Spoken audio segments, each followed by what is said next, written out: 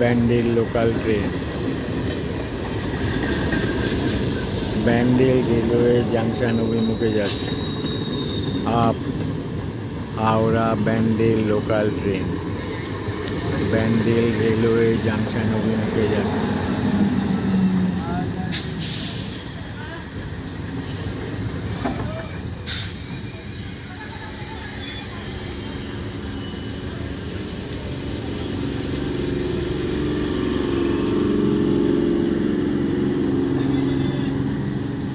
Up Howrah Bandel local train Bandel railway junction অভিমুখে যাচ্ছে।